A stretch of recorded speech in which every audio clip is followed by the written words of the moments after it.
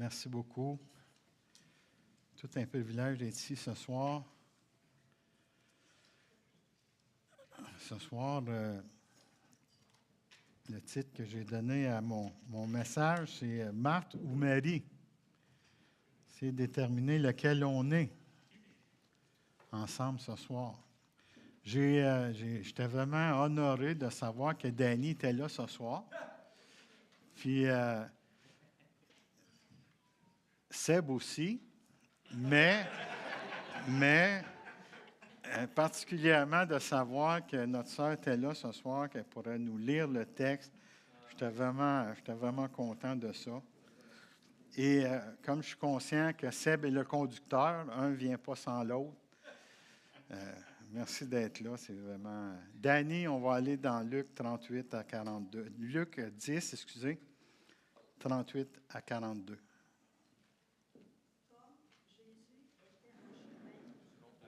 2 secondes. Il n'y a pas de son. Je vais recommencer. Comme Jésus était en chemin avec ses disciples, il entra dans un village et une femme nommée Marthe le reçut dans sa maison. Elle avait une sœur nommée Marie, qui s'était assise aux pieds du Seigneur, écoutait sa parole. Marthe, occupée à divers soins domestiques, survient et dit, « Seigneur, cela ne fait rien que ma sœur me laisse seule pour servir. Dis-lui donc de m'aider. » Le Seigneur lui répondit, « Marthe, Marthe, tu t'inquiètes et tu t'agites pour beaucoup de choses. Une seule chose est nécessaire. Marie a choisi la bonne part, qui ne lui sera point ôtée. » Merci beaucoup, Danny. Est-ce qu'il y aurait une personne qui voudrait prier pour remettre ce temps-là dans les mains de l'Éternel? Un volontaire. Vas-y, Fred. Oui, Seigneur, on est reconnaissant pour, encore une fois, se réunir librement dans ce pays, Seigneur, encore pour se rappeler, Seigneur, des vérités bibliques et aussi avoir un temps, Seigneur, pour prier les uns pour les autres. Seigneur, je te prie que tu sois avec Robert Jules, que tu le remplisses de ton esprit pour qu'il nous enseigne exactement ce que tu as à nous enseigner ce soir. Au nom de ton Fils Jésus. Amen. Amen. Amen. Merci pour ça, Fred. Je vais vous parler d'un de mes amis fictifs. Il s'appelle Gustave. Gustave fait souvent partie de mes histoires. Puis un jour, Gustave a rencontré Jésus. Jésus est arrivé devant lui puis il lui a dit « Hey, Gustave, est-ce que tu voudrais me servir? » Puis là, Gustave était tout honoré d'être devant Jésus. Il lui a dit « Bien sûr, Seigneur, je veux te servir. Ça me ferait tellement plaisir de le faire. » Puis à ce moment-là, Gustave a dit, pas Gustave, mais Jésus a dit à Gustave, « Ce que je veux que tu fasses, c'est que tu prennes cette petite pierre-là ici, qui est tout petite, puis je veux que tu l'emmènes sur la montagne. »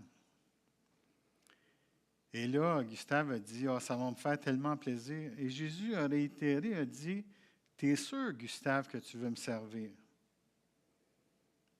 Et puis Gustave a dit, « Oui, Seigneur, ça va me faire plaisir de te servir. Je vais le faire avec un cœur rempli de joie. » Et puis là, Gustave est parti en chantant, en dansant, tout content. Et puis là, en cours de route, Gustave a rencontré François. Puis là, François, il dit à Gustave, « Qu'est-ce que tu fais en chantant, en dansant? » Je dis, « Écoute, c'est tout un privilège que j'ai. J'ai rencontré Jésus, puis Jésus m'a demandé d'emmener cette petite pierre-là pour lui sur la montagne. » Et puis François, il dit, « Ah oui, tu vas sur la montagne? Écoute, tu sais, je suis bien occupé, j'ai toutes sortes d'implications. Est-ce que tu peux apporter cette petite pierre-là pour moi sur la montagne? » Et puis là, Gustave, ne pouvant pas dire non à François, a pris la pierre et a continué son chemin. S'en allant en sifflant, en chantant encore. Puis là, Gustave a rencontré Jean-Philippe.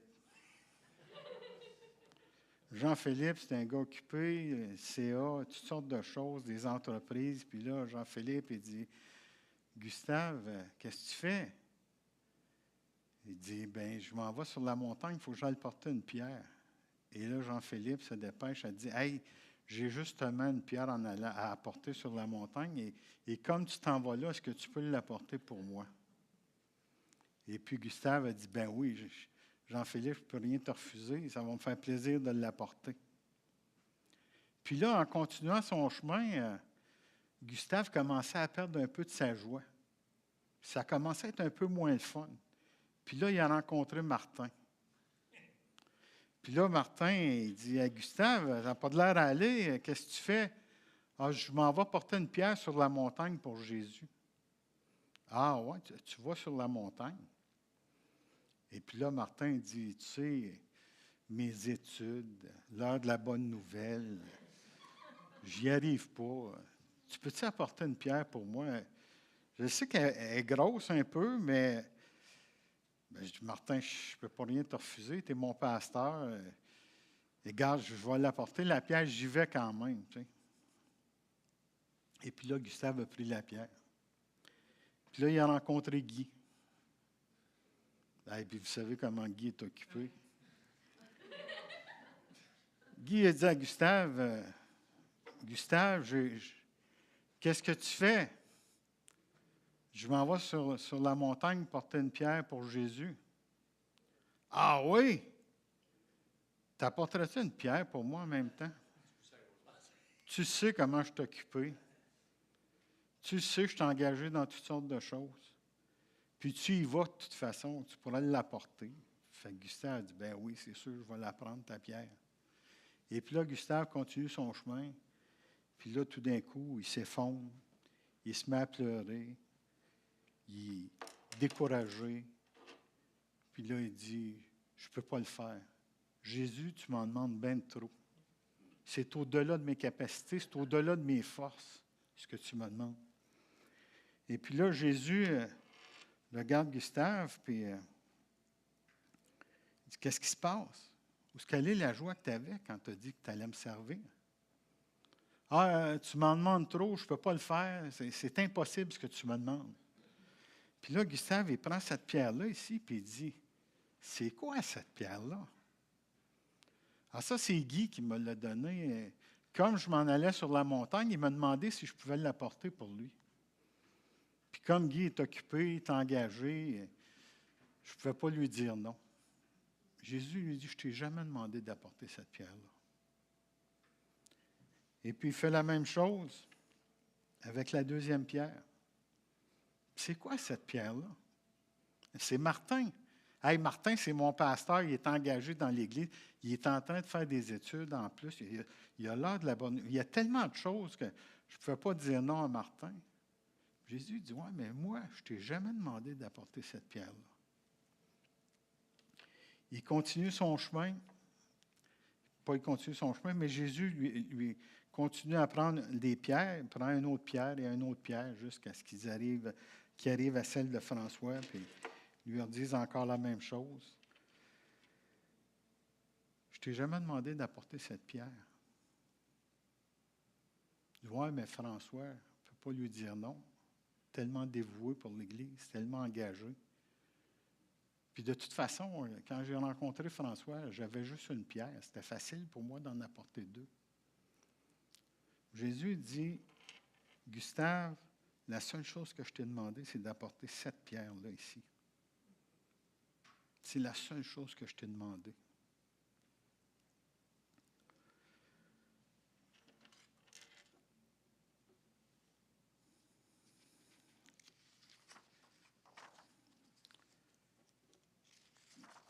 Et on a déjà tout fait ça.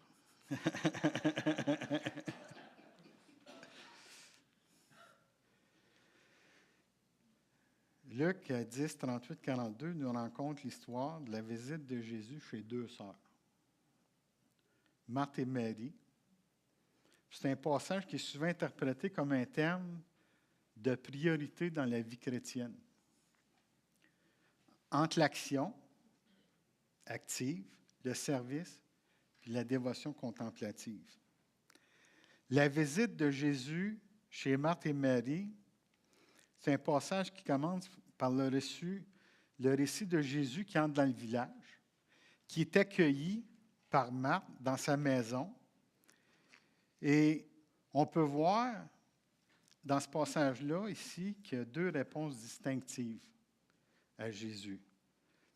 Deux réponses vont émerger de ça. Marthe, qui est dépeinte comme étant occupée par les tâches à recevoir Jésus. Après tout, elle reçoit Jésus, ce n'est pas peu. Occupée dans l'hospitalité, dans le train-train, à préparer la nourriture, rendre la maison prête pour son invité de Marc. En fait, on ne reçoit pas Jésus tous les jours. Marie, elle s'assoit au pied de Jésus. En contraste, Marie est décrite comme étant assise au pied de Jésus, écoutant ses enseignements. Et puis, dans cette culture, s'asseoir au pied de quelqu'un était un geste symbolique de disciple. Un disciple prêt à apprendre d'un maître. Ce geste est important car dans ce contexte, les femmes n'étaient généralement pas les apprenantes principales. Mais Marie choisit de se placer dans cette position puis de recevoir l'enseignement de Jésus. Ce qui est intéressant, c'est qu'elle ne fait pas juste s'asseoir. Elle s'assoit à côté. Elle s'assoit à ses pieds. Puis, c'est vraiment étonnant. Parce qu'à l'époque, comme je disais un peu plus tôt, les femmes, c'était particulier qu'il y ait des femmes, premièrement, qui suivent Jésus, mais qui se placent dans cette position-là, non seulement assises avec un homme, mais assises avec Jésus, à côté de Jésus. Et ce qui est intéressant de sa posture, c'est de réaliser que c'est la façon, et la seule façon de venir au pied du Seigneur. La proximité avec le Seigneur, avec Jésus, ne doit jamais nous faire oublier que le Seigneur, qu'il est le Seigneur. Il ne doit jamais oublier que c'est lui le Tout-Puissant. C'est lui le... Dans Luc 6, 46, le verset nous dit, je vais le lire, « Pourquoi m'appelez-vous Seigneur, Seigneur, et ne faites pas ce que je vous dis? »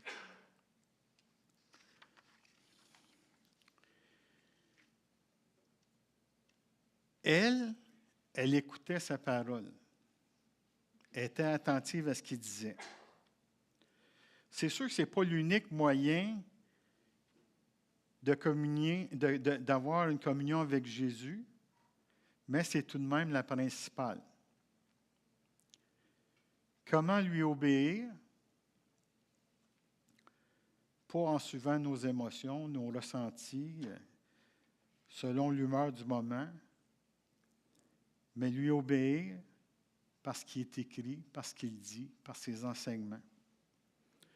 Dans Colossiens 3,6, il nous dit que la parole de Christ demeure en vous dans toute sa richesse. Instruisez-vous et exhortez-vous les uns les autres en toute sagesse par des psaumes, des hymnes, par des cantiques spirituels, chantant à Dieu dans vos cœurs en vertu de la grâce. Comment rencontrer Christ? Dans sa parole, dans la lecture de sa parole.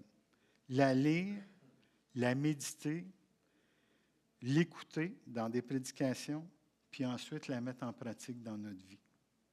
Facile. Tellement facile. Si Steve habitait encore avec moi, il dirait c'est fafa. Mais dans le day-to-day, c'est une autre affaire.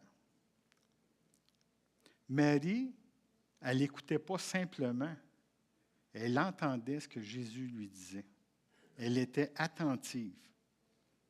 Marie écoutait. Elle était attentive.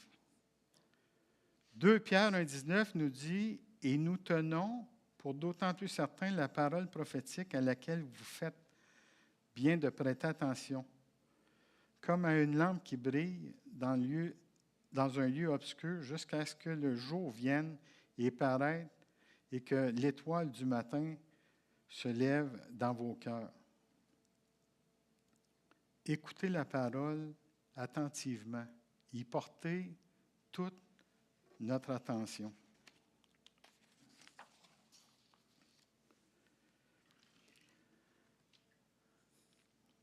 Au verset 10-40, Marthe se plaint. Se sentant accablée par les préparatifs, s'approche de Jésus et lui dit, « Seigneur, Seigneur, cela ne te fait-il rien que ma sœur m'ait laissée toute seule à faire le service? Dis-lui de m'aider. » Marthe est frustrée par la situation, se sent abandonnée dans ses responsabilités. Elle en a trop sur le dos. Sa priorité, son cœur, peut-être pas servi, pas dirigé à la bonne place. Marie et Marthe servent ici de contraste, deux exemples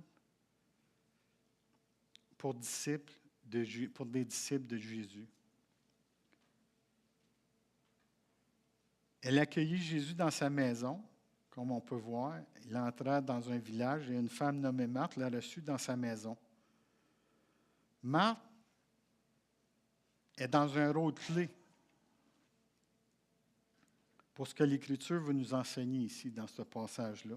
Marthe est disciple de Jésus, elle l'accueille chez elle, elle l'aime, Jésus l'aime. Jésus aime Marthe. On peut voir dans Jean 11, 5, ce passage qui dit « Or, Jésus aimait Marthe et sa sœur et Lazare. » Il les aimait, il les connaissait, il savait c'était qui, elle savait qui il était. Mais malgré ça, elle est absorbée par les tâches. Elle en a trop. Bien qu'elle aimait Jésus, autre chose avait toute son attention. Marthe, occupée à divers soins domestiques, avait son attention dirigée sur d'autres choses. Elle était distraite, très occupée, surchargée. Le travail lui en demandait trop. Dans ma vie, je me souviens que souvent, les fois où j'ai été le moins en communion avec Dieu, c'est dans les moments où j'étais le plus impliqué au service de Dieu. Je me souviens, pendant des années, avoir été impliqué sur le conseil d'administration du camp des Bouleaux. Et puis, c'était un camp de jeunes. C'est un camp chrétien, c'est pas juste pour les jeunes. Mais... Puis, une année, j'avais accepté la présidence par intérim. Pas la présidence, excusez, j'étais déjà président, mais la direction par intérim. Et j'avais les deux pieds dedans. Jour après jour, des bénédictions, des conversions, des vies qui se réengageaient à l'égard de Christ. Écoute, quand tu dis les deux pieds dans la soupe, là, tu ne pouvais pas être plus les deux pieds dans la soupe que ça. Mais combien de fois je n'avais pas le temps d'avoir de communion avec Christ? Je n'avais pas le temps d'être en relation avec Dieu. J'étais trop occupé à le servir. Vous savez, le travail, c'est une bénédiction de Dieu. Mais ça devient souvent une idole pour les hommes. Ça devient souvent une préoccupation. Combien notre communion avec Christ est affectée par nos occupations. Ici, même son travail pour Christ. Je me permettrais presque de dire, pas par son péché, mais quoi que ça en devient un, mais dans son travail pour Christ, à servir Jésus, elle trouvait le moyen de s'éloigner de lui. Elle était avec Jésus, puis elle trouvait le moyen de s'en éloigner. Elle était héritée. Si Marie est audacieuse, Marthe, pour sa part, est plutôt effrontée. Elle vient devant Jésus. « Seigneur, cela ne te fait-il rien que ma sœur me laisse seule pour servir? Dis-lui donc de m'aider. » Et puis là, elle survient probablement quand Jésus est en train de parler ou Puis là, elle se tient devant lui, probablement. Elle parle à Jésus, elle doit être devant lui. Elle l'interrompt. Elle l'accuse presque d'être indifférent à son égard, ainsi qu'à sa sœur. Elle me laisse seule. Elle vient presque donner un ordre à Jésus.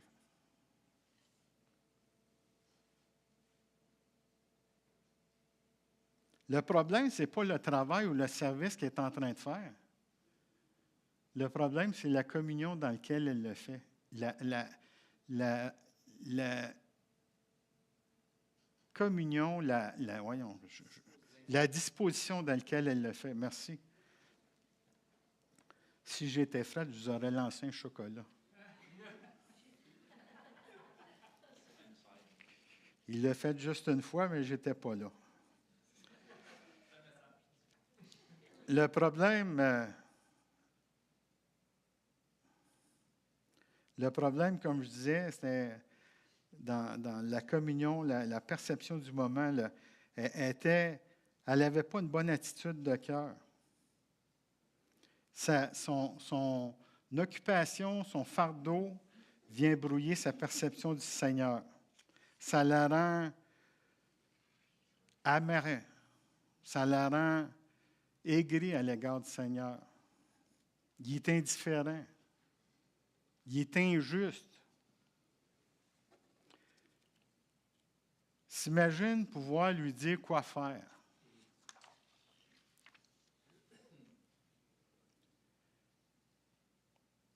Souvent, une rupture avec Christ, ça égale une irritation envers les frères et sœurs. C'est souvent un très bon indicateur. Aussitôt qu'on tombe en rupture, en irritation avec les frères et sœurs, envers les frères et sœurs, il y a quelque chose qui se passe dans notre communion, notre relation avec Dieu. Un ne va pas sans l'autre. Ils font rien. Ils sont bien trop bénis. Ils n'en méritent pas autant. J'en mérite bien plus. Et puis là, la machine à part. Notre disposition envers les frères, les sœurs, envers les autres chrétiens est probablement la meilleure indication de notre communion envers Christ. Dans Hébreux 12, 14, 15, il nous dit « Recherchez la paix avec tous et la sanctification sans laquelle personne ne verra le Seigneur. Veillez à ce que personne ne se prive de la grâce de Dieu, à ce qu'aucune racine d'amertume poussant de rejeton ne produise du trouble et que plusieurs n'en soient affectés. » Un peu plus loin, quand on arrive au verset 41-42, on a la réponse de Jésus. Jésus y répond gentiment, mais fermement. « Marthe, Marthe, tu t'inquiètes et tu te tourmentes pour beaucoup de choses. Bien, une seule chose est nécessaire, et Marie a choisi la bonne part qui ne lui sera pas enlevée. » Jésus n'enlève pas ou ne rejette pas le service de Marthe, mais il pointe du doigt que son anxiété, ses distractions l'empêchent de se concentrer sur ce qui est le plus important, l'occasion d'être avec lui et d'apprendre de lui. Tout un privilège, mais elle n'en bénéficie pas à cause de l'attitude de son cœur, à cause de la tourmente dans laquelle elle se trouve, dans le brouhaha du moment. La réponse de Jésus, pleine de douceur et de sagesse pour Marthe et Marie et tous ses disciples. Marthe, Marthe, tu t'inquiètes et tu t'agites pour beaucoup de choses. Une seule chose est nécessaire. Le premier verbe, il est actif. Le deuxième, il est passif. Tu t'inquiètes et es troublé pour beaucoup de choses.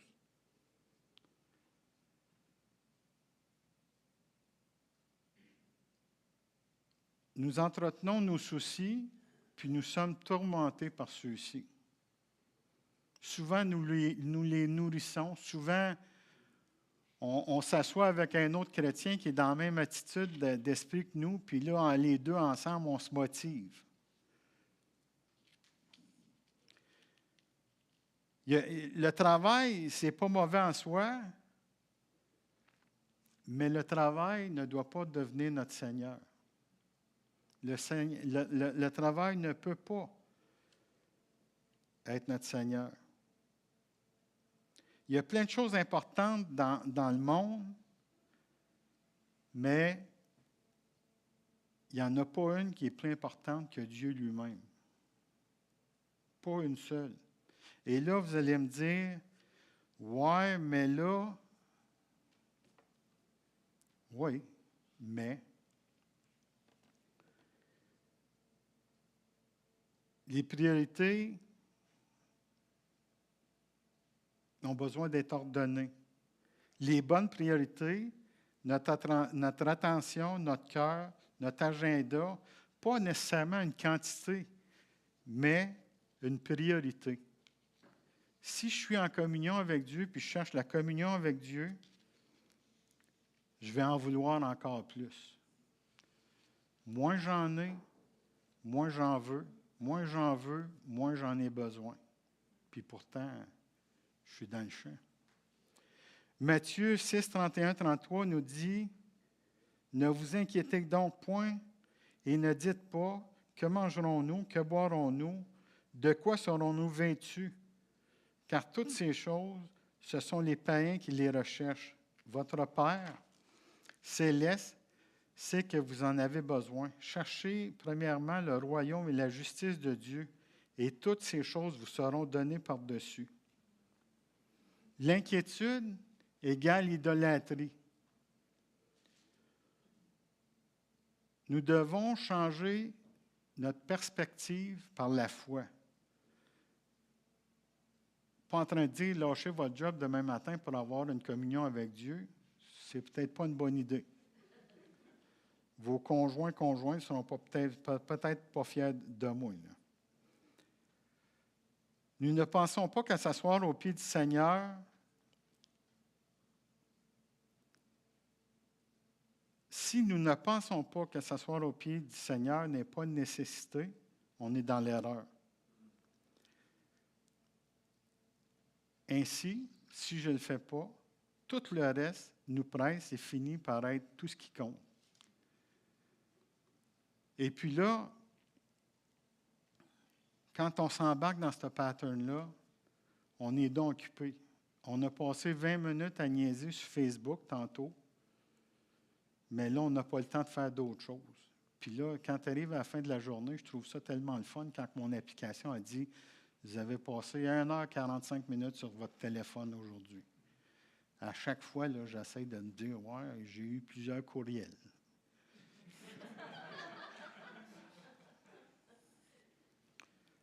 Dans 1 Corinthiens 7, 29 à 31, il dit « Voici ce que je dis, frères, c'est que le temps est court, que désormais ceux qui ont une femme, attention, là,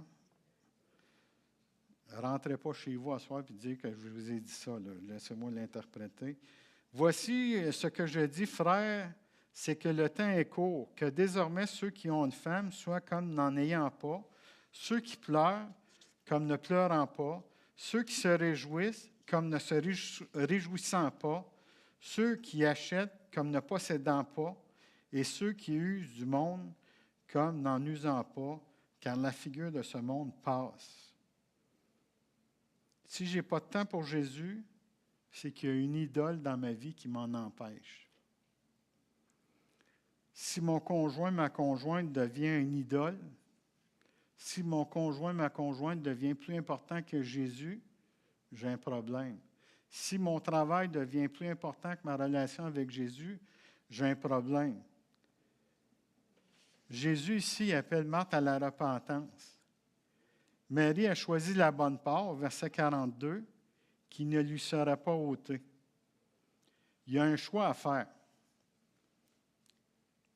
Il y a une obligation. Je peux dire je veux, mais c'est impossible. c'est faux. Le choix est difficile, ça exige des sacrifices, ça prend du courage, ça prend de la volonté, ça prend une grande discipline. Ça demande toutes ces choses-là.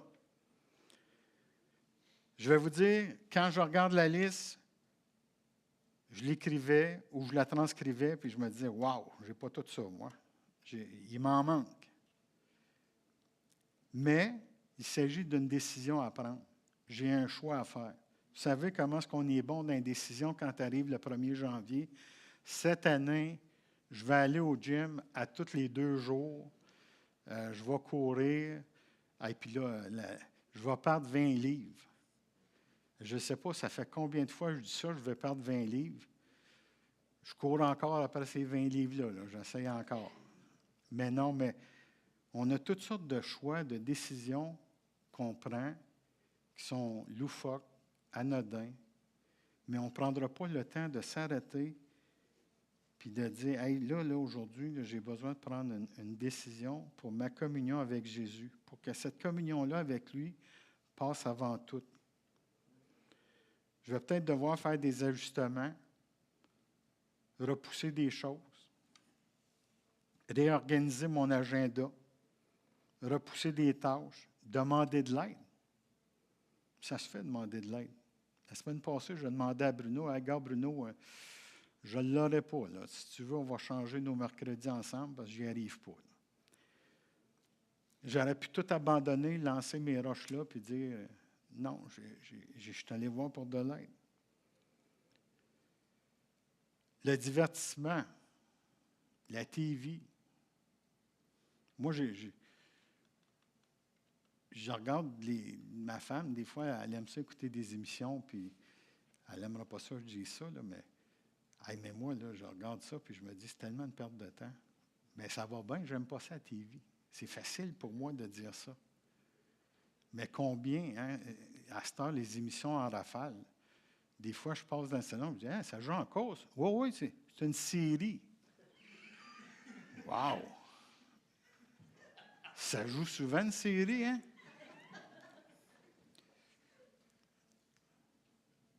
Et là, je ne suis pas en train de dire qu'il ne faut pas se divertir. Je ne suis pas en train de dire que tout ça, c'est tout mauvais. Là. On ne revient pas à l'époque où on sort les TV de la maison. Là. Parce que si on sort les TV de la maison, il va falloir couper l'Internet, se débarrasser du téléphone, puis ça finira plus. Mais entre le divertissement, qui est souvent inutile, puis une résolution permanente, il y a un écart entre les deux. Peut-être que le temps que je vais avoir avec le Seigneur, c'est que je vais prendre une demi-heure pour dîner, une demi-heure avec le Seigneur le midi, plutôt que de prendre 1 heure pour dîner, puis avoir toutes sortes de conversations inutiles dans la salle de lunch avec tout le monde. Ou donc, je vais me lever 15-20 minutes le matin plus tôt pour avoir cette relation-là avec Jésus-Christ. Il n'y a jamais personne qui a dit qu'il fallait passer 1h30, 2 heures à prier et à lire le matin. Là. Mais ce qui est important, c'est d'avoir une communion et une relation avec Jésus. Si je n'ai pas de communion et de relation avec Jésus, à quoi ça aura servi à Jésus de mourir sur la croix pour mes péchés? Si moi, qui crois ça, ne trouve pas le moyen de prendre le moment, le temps d'avoir une relation avec lui.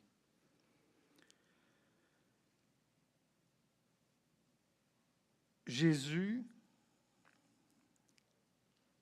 c'est-à-dire Marc, dit, lui donc de m'aider.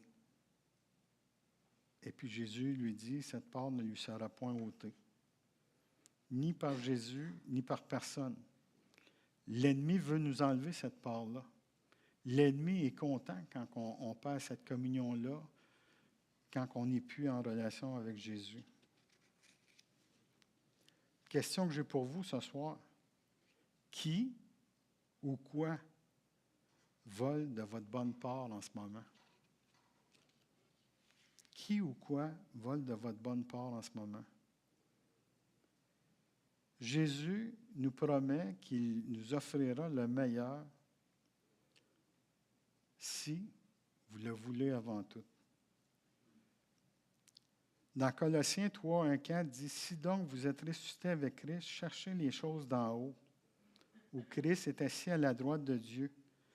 Affectionnez-vous aux choses d'en haut et non à celles qui sont sur la terre, car vous êtes morts et votre vie est cachée avec Christ en Dieu.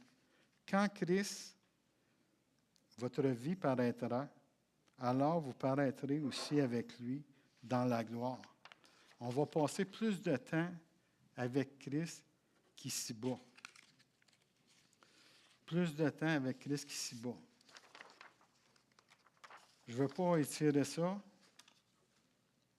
mais je vous invite à réfléchir sur la manière dont nous équilibrons notre service envers Dieu par rapport à notre relation, notre communion avec lui. Parce que ce n'est pas parce que je sers Jésus que j'ai une relation et une communion avec Jésus. Ce n'est pas nécessairement la bonne part. Et si je sers Jésus au détriment de ma relation, ma communion avec lui, je ne suis plus en train de servir Jésus. Et ce que je dis toujours à la blague, quand je trouve que le mariage est difficile, je mets une roche dans mon soulier, puis je marche avec toute la journée. Puis là, j'arrive le soir quand je l'enlève, puis je me dis, le mariage, ça ne fait pas si mal que ça. Mais tu sais, des fois, dans notre relation, notre communion avec Dieu, il y a une roche dans notre soulier. Puis cette roche-là, il faut l'enlever de là, parce qu'elle va continuer de faire mal. Fait que, on puisse s'arrêter et réfléchir à ça. Ne pas perdre la joie. Ne pas perdre la paix dans le service. Aussitôt que je perds la joie de servir, aussitôt que je ne suis plus en paix, c'est parce que je suis en train de perdre le focus. Merci.